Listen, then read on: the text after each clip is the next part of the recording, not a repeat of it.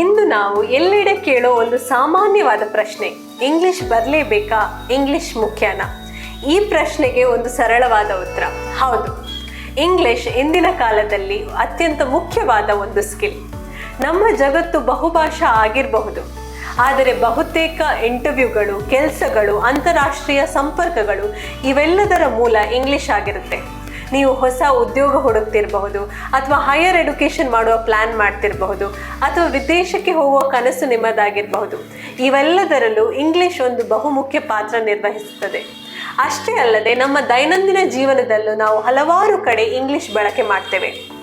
English ಕಲಿಯಲು ಹಲವಾರು ರಿಸೋರ್ಸ್ಗಳು ಲಭ್ಯವಿದೆ, ಆದರೆ ನೀವು ಹೇಗೆ ಪ್ರಾರಂಭ ಮಾಡ್ತೀರಾ ಅನ್ನೋದು ತುಂಬ ಮುಖ್ಯವಾಗುತ್ತೆ.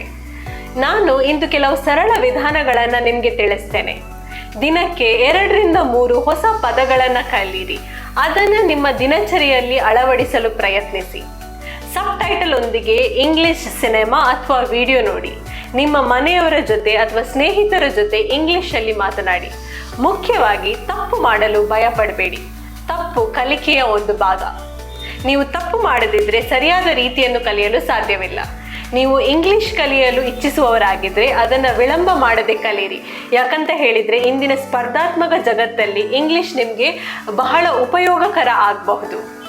ನೀವು ಬ್ಯುಸಿ ಸ್ಕೆಡ್ಯೂಲ್ ಇದ್ರೂ ಸಹ ನಿಮ್ಮ ಇಂಗ್ಲಿಷನ್ನು ಇಂಪ್ರೂವೈಸ್ ಮಾಡಬೇಕು ಅನ್ನೋದಾದರೆ ಕರ್ನಾಟಕ ಅಸಿಸ್ಟೆಂಟ್ ಸೆಂಟರ್ ನಿಮಗಾಗಿ ಫ್ಲೆಕ್ಸಿಬಲ್ ಹಾಗೂ ಅಫೋರ್ಡೆಬಲ್ ಸ್ಪೋಕನ್ ಇಂಗ್ಲಿಷ್ ಕ್ಲಾಸಸನ್ನು ಕೊಡುತ್ತಿದೆ, ಆನ್ಲೈನ್ ಹಾಗೂ ಆಫ್ಲೈನ್ ಮೂಲಕ. ನಿಮ್ಮ ಇಂಗ್ಲಿಷ್ ಕಲಿಕೆಯ ಪ್ರಯಾಣವನ್ನು ನಮ್ಮೊಂದಿಗೆ ಪ್ರಾರಂಭಿಸಿ. ಹೆಚ್ಚಿನ ಮಾಹಿತಿಗಾಗಿ ಹಿಂದೆ ಕರ್ನಾಟಕ ಅಸಿಸ್ಟೆಂಟ್ ಸೆಂಟರ್ ಅನ್ನು ಸಂಪರ್ಕಿಸಿ.